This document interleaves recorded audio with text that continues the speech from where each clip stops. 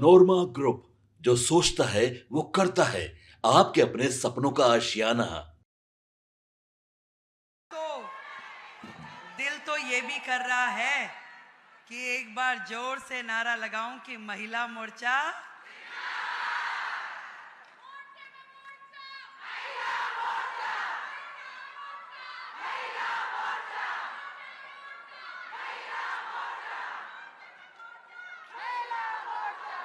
आज इस मंच के माध्यम से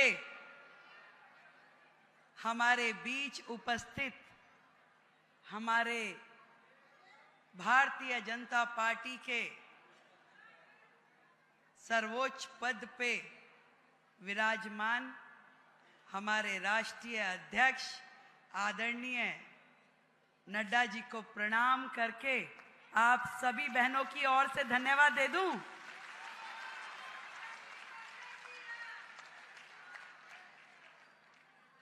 विश्व की सबसे मजबूत पार्टी, सबसे सशक्त पार्टी की सबसे सशक्त शाखा महिला मोर्चा की बहुत ही मजबूत मेरी बहनों को बहुत बहुत प्रणाम करती हूँ।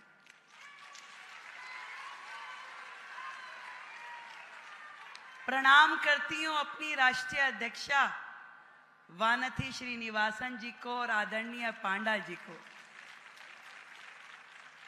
और हमारे दिल्ली प्रदेश के अध्यक्ष आदरणीय सचदेवा जी को। आज जब मैं इस सभागार में आई तो बहुत भावुक थी, अभी भी हूं। शायद ये हम सब बहनों के लिए इस महिला दिवस का सबसे बड़ा उपहार है कि नहीं है? इतना सम्मान, इतना स्नेह, और पार्टी ने इतनी मजबूती जो दी है हम बहनों को। एक बार जोरदार तालियां हम अपनी इस संगठन के लिए, हमारे नेतृत्व कर रहे आदरणीय मोदी जी के लिए। कम में तालियां भाई।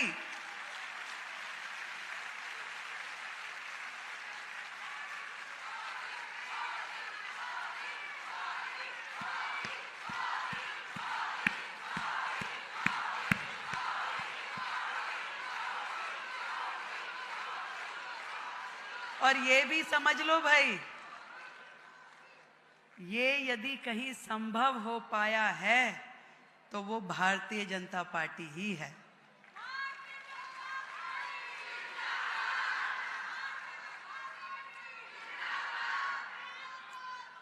अध्यक्ष जी,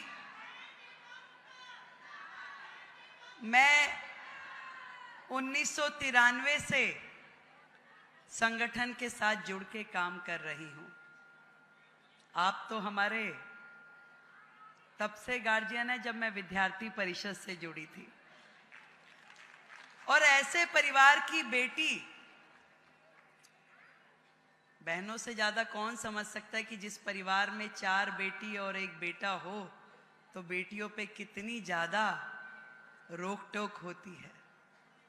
विद्यार्थी परिषद में जब मैं जुड़ी 1993 में, तो परिवार की तो सोच में ही नहीं था कि किसी संगठन से जुड़ना क्या होता है। पहली बार चुनाव लड़ी तो मां बड़ा नाराज हुई, बोली कि ये बेटियों का काम नहीं है, चुनाव वुनाव बेटियों का काम नहीं है भाई। पर पिताजी ने साथ दिया कि मौका मिल रहा है तो इसे चुनाव लड़ने दो।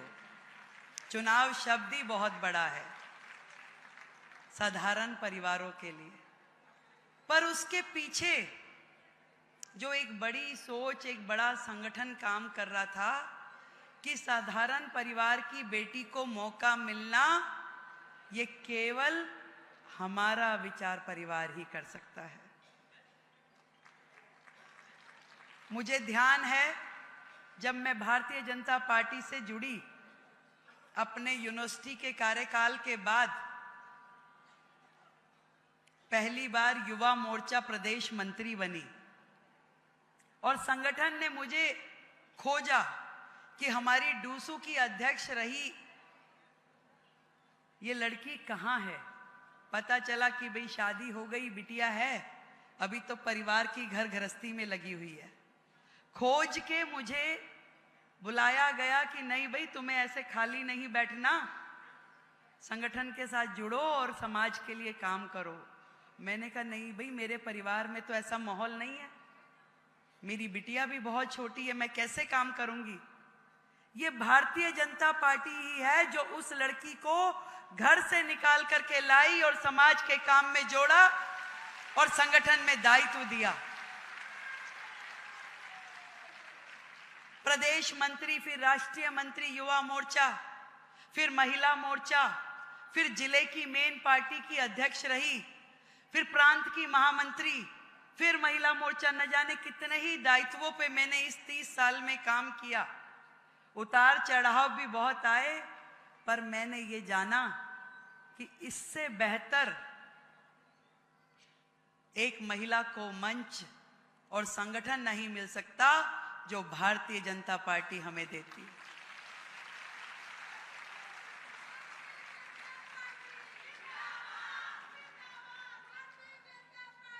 बहुत कुछ मिला, वो सम्मान मिला जिसके हम खाली सपने देखते थे, वो अधिकार मिला जो हमारी पहुंच से बाहर था, वो मंच मिला जिस पे खड़े होकर के अपने मन की बात कह सकते थे। और जब चुनाव लड़ते लड़ते यहां तक पहुंची तो वो सोच और वो समझ मिली जिसके कारण से देश हित के काम कर सकती थी। आज बहुत भावुक हूं अध्यक्ष जी मैं इस मंच से। जब काम करते रहे ना, मैं अपनी सब बहनों की स्थिति बताती हूं। ये वो कार्यकर्ता है जो घर से निकलती है तो दौड़ दौड़ के जाती है कि घर का काम भी कर लूं, नाश्ता भी बना दूं, बच्चे की तैयारी भी कर दूं, वापस आऊंगी तो लंच की तैयारी भी करके जाऊं, पति के भी 2 काम संवार दूं, अपने भी कर दूं, ड्राई क्लीन के कपड़े भी दे जाऊं, रात की तैयारी भी समझ लूं। ये दौड़ दौड़ के घर से जाती है संगठन की बैठक लेने के लिए, प्रदर्शन में नारे लगाने के लिए, और दौड़ दौड़ के वापस आती है कि मुझे अपने घर का फिर से संभालना है। जब घर से निकलती है तो शायद सास, पति, बच्चे कहते हैं मम्मा आपको यही काम है, आप तो यही करती हो। वो उनकी भी सुनती है।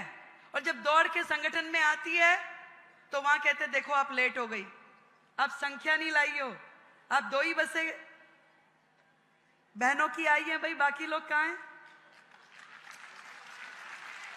इतना ही काम किया, उससे ज्यादा कब करना था?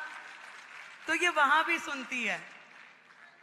और फिर जब चुनाव का टाइम आता था तो पता चलता था टिकट किसी और को मिल गई।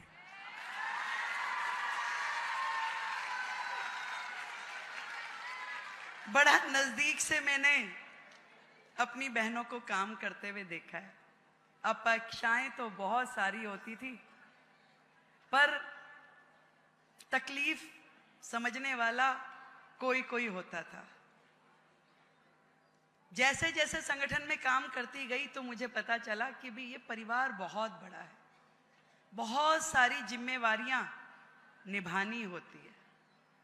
अपेक्षाएं तो बहुत सारी होती हैं, पर एक जज्बा यदि दिल में हम लेके चलते हैं कि नहीं हमें काम करना है, तो धीरे धीरे मंजिलें मिलती जाती है। बहुत नजदीक से मैंने तब समझा, यहाँ पे मंच पे बैठी मेरी एक एक बहन की एक एक कहानी है। मुझे ध्यान है जब संगीता यादव को चोरा चोरी से टिकट नहीं मिली तो उसकी आंखों में आंसू थे। राष्ट्रीय अध्यक्ष जी को बोला कि मैं तो विधायक थी, मुझे टिकट नहीं मिली, गठबंधन में सीट चली गई। तो मैंने देखा कि कैसे पार्टी ने उनकी चिंता करी और उनको राज्यसभा दे दी, विधायक से हटा के राज्यसभा दे दी।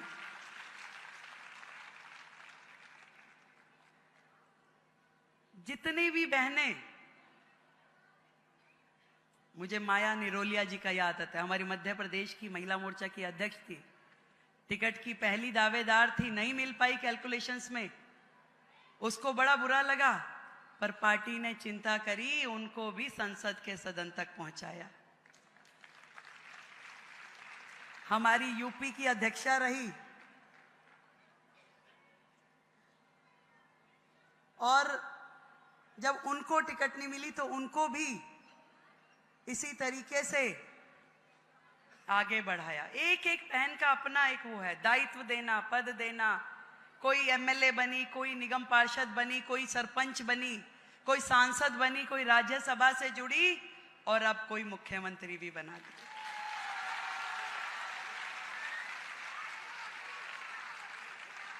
पर इस संगठन की सोच को मैं सलाम करती हूं।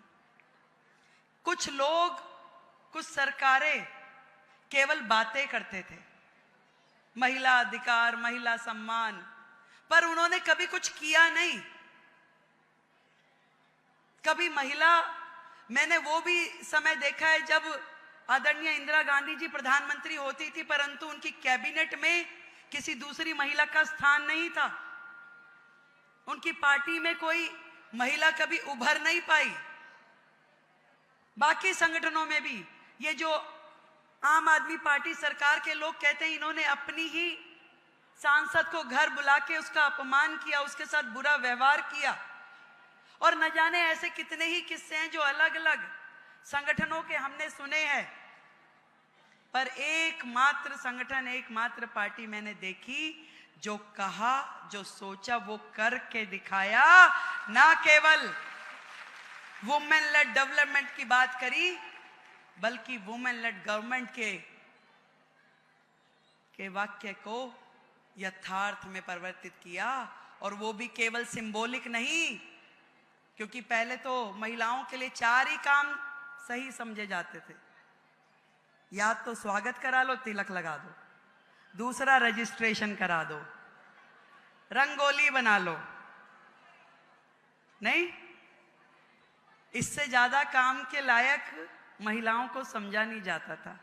पर आज हमारा नेतृत्व, हमारी पार्टी ने वो कर दिखाया कि सिंबॉलिक नहीं, आज देश का बजट यदि निर्मला सीतारमण पढ़ेगी तो दिल्ली का बजट रेखा गुप्ता पढ़ेगी। ये देन है हमारे मोदी जी की, जो केवल कहते नहीं है, करके दिखाते हैं। यदि उन्होंने बेटी के सम्मान की बात की है तो उन्होंने दे के दिखाया, उसे सम्मान सिंबॉलिक नहीं किया, उसको असल में अधिकार दिए, उसे असल में मौका दिया कि जाओ और जा करके अपनी भूमिका निभाओ और इस समाज के लिए करके दिखाओ। मैं अपने आप को सौभाग्यशाली मानती हूं कि आज देश की आधी आबादी, उन बेटियों को, उन बहनों को रिप्रेजेंट करने का मुझे मौका मिला। और इतनी बड़ी जिम्मेदारी जो आदरणीय मोदी जी ने, आदरणीय नड्डा जी ने मुझे दी है, मैं आप सबके माध्यम से सब बहनों की ओर से उनका धन्यवाद करना चाहती हूं। और यह विश्वास दिलाती हूं कि आपने जो भरोसा हम बहनों के लिए किया, उस भरोसे को निभाएंगे हम। जो मेहनत, जो निष्ठा, जो समर्पण की अपेक्षा आपको हमसे है, वो करके दिखाएंगे हम।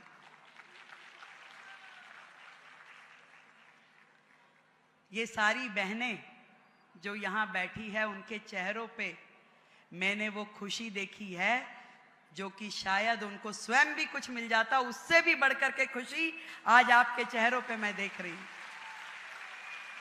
और जिस दिन से घोषणा हुई है अध्यक्ष जी, उस दिन से देश भर से जो संदेश मुझे मिल रहे हैं, देश भर की बहनों में जो उत्साह है, वो कमाल है।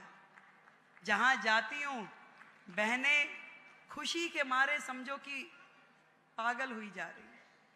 आज पूरे राज्य से, एनसीआर से, देश भर से बहनें सुबह सवेरे 6 बजे से घर आ जाती हैं। भाई क्यों आई हो? केवल बधाई देनी है। मेरा मन बड़ा प्रसन्न हुआ कि एक महिला को इतनी बड़ी जिम्मेदारी मिली है, वो ये खुशी में आ रही है। इतना सम्मान आपने महिलाओं का बढ़ा दिया कि मैं आपको किन शब्दों में धन्यवाद करूं। आज देश के मतलब नॉर्थ से लेके साउथ तक और गुजरात से लेके नॉर्थ ईस्ट तक की बहनें मुझे बधाई दे रही हैं। अत्यंत प्रसन्नता। किसी भी फील्ड की कोई बहन है, रिपोर्टर्स मिलती हैं तो वो कहती है भी मजा आ गया, नेता मिलती है तो वो कहती है बड़ी खुशी हुई, प्रोफेशनल्स मिलती है तो वो कहती है हमें बड़ा अच्छा लगा। इतना बड़ा निर्णय लेने का साहस यदि कोई कर सकता था तो वो केवल और केवल भारतीय जनता पार्टी का।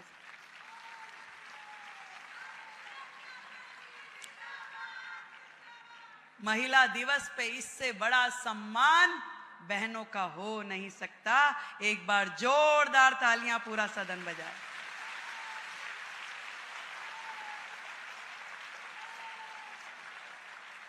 %33 रिजर्वेशन देने वाली बातें तो बहुत लोग करते थे, पर हमने वो सदन भी देखे हैं कि वो पर्चे वो लाते थे बिल और वहीं फाड़ दिए जाते थे और गायब हो जाते थे। सालों में नहीं हुआ। एकमात्र पार्टी, एकमात्र नेता जिसने हमें 33% रिजर्वेशन देके सम्मान दिया वो केवल नरेंद्र मोदी है।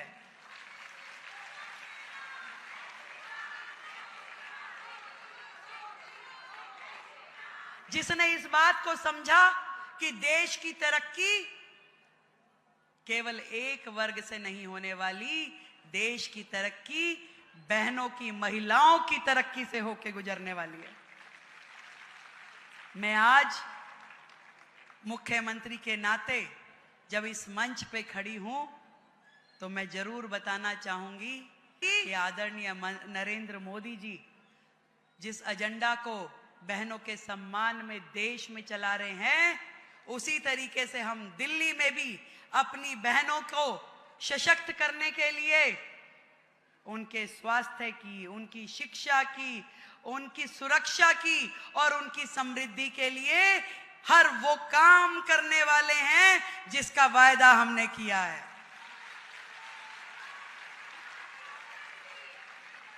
और आज से या कहूं जिस दिन से मुझे ये जिम्मेवारी मिली है, बहनों की सुरक्षा की जिम्मेदारी मेरी है की और उनकी समृद्धि। केंद्र सरकार के साथ डबल इंजन की सरकार के रूप में हर वो काम करने की प्लानिंग हो चुकी है जो कि दिल्ली को और अधिक सुरक्षित और अधिक समृद्ध बनाने वाली है। चाहे वो स्वास्थ्य की दिशा में हो, चाहे शिक्षा की दिशा में हो, या जो योजनाएं हमने कही है। सुरक्षा की दृष्टि से जरूर बताना चाहूंगी कि पिछले 15 दिन में हमारी सरकार ने दिल्ली में अनेकों उन कामों की, योजनाओं पे चर्चा करी जो दिल्ली की बहनों की सुरक्षा के लिए बहुत जरूरी थे। उसमें चाहे सीसीटीवी कैमरों की संख्या बढ़ाने की बात थी, चाहे हमारी जो पीसीआर हैं उनको महिलाओं के साथ जोड़ते हुए महिला कांस्टेबल उसमें रहे, और पिंक पीसीआर और पिंक पुलिस स्टेशंस की संख्या बढ़ाने के लिए दिल्ली में काम किया जाएगा। वन स्टॉप सेंटर, जहां पे कोई महिला यदि प्रताड़ित हो, परेशान हो, उसको जिस भी प्रकार की लीगल या असिस्टेंस जो चाहिए हो, इसके लिए दिल्ली के हर जिले में वन स्टॉप सेंटर्स का निर्माण किया जाएगा। पब्लिक टॉयलेट्स, जिसके लिए मोदी जी ने देश भर में इतनी बड़ी मुहिम चलाई, पर दिल्ली उससे महरूम रही। अब दिल्ली में भी हर जगह जहां जहां इस सुविधा की जरूरत है, कैमरों की पिंक टॉयलेट्स का निर्माण किया जाएगा।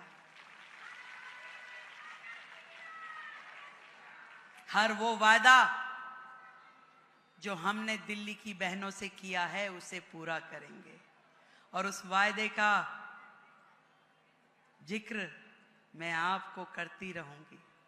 अब केवल क्योंकि हम राष्ट्रीय अध्यक्ष जी को भी सुनेंगे, मैं आप सबको धन्यवाद करते हुए अपनी सब बहनों का इतना प्यार, इतना स्नेह जो मुझे इस 30 वर्ष के अपने कार्यकाल में मिला, हमारे नेतृत्व का जो आशीर्वाद मिला, मेरी वानथी दीदी का जो मुझे साथ मिला।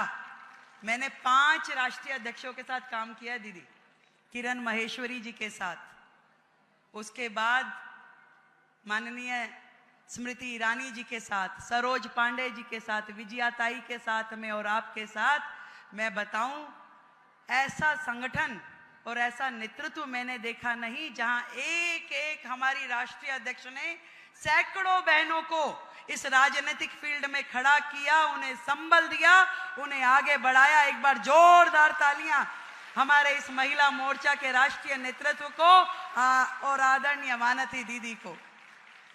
जब यूपी में चुनाव था और आपने पहली बार इतने बड़े स्तर पे महिला विस्तारकों की योजना बनाई, तो मैं आज आपको याद दिलाती हूं कि उस समय 800 महिलाएं देश भर के कोने कोने से उत्तर प्रदेश गई और महीनों उन्होंने वहां पे काम किया, कोई 1 महीना, कोई 2 महीना, क्योंकि ये एक इतना बड़ा मजबूत संगठन है जिसमें हर व्यक्ति की भूमिका सुनिश्चित की गई और एक बहुत बड़ा रोल महिला मोर्चा का रहा, जिसमें मैं बता सकती हूं कि अपना घर बार परिवार छोड़ के किसी अन्य राज्य में 2-2 महीना काम करना, यह केवल भारतीय जनता पार्टी का संगठन ही कर सकता है। और यही कारण है कि देश भर में आज महिलाओं का इतना बड़ा समर्थन हमारी पार्टी के साथ जुड़ा है। आदरणीय मोदी जी को उनका आशीर्वाद मिल रहा है। 1 बार नहीं, 2 बार नहीं, तीसरी बार हमारी केंद्र में सरकार चुन के आई। हर राज्य में देख रहे हैं लगातार हमारा ग्राफ बढ़ रहा है। हर जगह जहां पे सरकार चुनी जाती है वहां पे महिलाओं की भूमिका बहुत महत्वपूर्ण है। मैं चाहूंगी कि एक बार अपने लिए आप ताली बजाएं। इतना काम आपने किया, चाहे वो हरियाणा था, चाहे छत्तीसगढ़ रहा, चाहे मध्य प्रदेश था, उत्तर प्रदेश था, दिल्ली, हर राज्य के लिए आप लोगों ने बहुत काम किया। और आज सरकार निर्माण में और भारतीय जनता पार्टी का ग्राफ जो बड़ा है उसमें बहनों की बहुत बड़ी भूमिका है। और शायद उसी भूमिका को देखते हुए हमारे राष्ट्रीय नेतृत्व ने लगातार इस सम्मान की श्रृंखला जारी रखी है कि हर एक के लिए यहाँ पे कुछ ना कुछ पद, दायित्व, हर चीज हमें मिल रही है। मैं दिल की गहराई से अपने संगठन को धन्यवाद देती हूँ और कहना चाहूंगी कि जो ठान ले वो हर जंग जीत जाती है। जो ठान ले वो हर जंग जीत जाती है। नारी जब उठे तो कायनात हिल जाती है। कलम हो हाथ में या तलवार की धार, हर दौर में उसने रचा है एक नया इतिहास, एक नया इतिहास। बहुत बहुत धन्यवाद मेरी सभी बहनों का। आप सबको मेरी ओर से महिला दिवस की ढेरों ढेर शुभकामनाएं। और ये समय है अपनी उपलब्धियों को सेलिब्रेट करने का, ये समय है अपने सशक्त भारत की ओर कदम बढ़ाने का। जय हिंद, जय भारती। आपके सपनों को हमने सजाया है, ई होम्स पैनोरामा को हमने बनाया है। ई होम्स मेरा एक सपना था जिस पे मैं पिछले 4 साल से काम कर रहा था। हमने जो बनाया है वो सबने है माना। ई होम्स पैनोरामा में हो आपका भी आशियाना। और फाइनली हमने 2021 में इस प्रोजेक्ट को लॉन्च किया। बहुत लोग अप्रिशिएट कर रहे हैं कि पूर्णिया जैसे शहर में, बिहार के, एक तो बिहार की बात करें उसमें भी पूर्णिया जैसे छोटे जगह में इस तरह का लाइफस्टाइल देना, ये सुन के हम लोगों को बहुत अच्छा लगता है।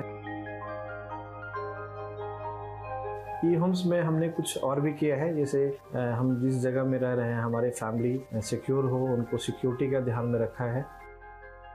आपकी सुविधा और सुरक्षा आपके लिए खास है, ये आपका विश्वास है। इसमें आर्टिफिशियल इंटेलिजेंस का 7 लेयर सिक्योरिटी का हमने इस्तेमाल किया है। लस ग्रीन कैंपस को बनाया है। यदि हमारा बाउंड्री वाल है तो वो वर्टिकल गार्डन है, ये जितनी भी फैसिलिटी होता है एक इंटरनेशनल टाउनशिप में ई होम्स है, ये हम लोग विश्वास नहीं कर पा रहे हैं। जो भी हमारे मित्र दोस्त या जो भी हमारे बाहर के बाहर आते हैं तो हम लोगों को बहुत अच्छा सुनने को मिलता है और बहुत अच्छा क्रेडिट मिल रहा है। वो सारा हमने सिर्फ एक बिल्डिंग नहीं बनाया, हमें एक बहुत अच्छा लाइफस्टाइल दिया ई होम्स में, और मेरा एक सपना था जिसको मैं आज फुलफिल होते हुए देख पा रहा हूँ। ये आपका आवास है। ई होम्स पैनोरमा में अब आपका निवास है। E homes Panorama, luxurious lifestyle redefined. Panorama group, जो सोचता है वो करता है। अगर ये वीडियो पसंद आई और वह बिहार के राजनीति और बिहारियत से सरोकार रखेनी तो सब्सक्राइब बटन दबा के चैनल के सब्सक्राइब कर ली। ओजे एगो घंटी बा, ओकरा बटन दबा देला से कुल सटीक और मारक खबर रुआ मुफ्त में मिल जाई। अगर रुआ पत्रकारिता के हमनी के नया प्रयोग में सहयोग कर चाहतानी तो ज्वाइन बटन दबा दी। पेटीएम नंबर नोट कर ली 9386816700।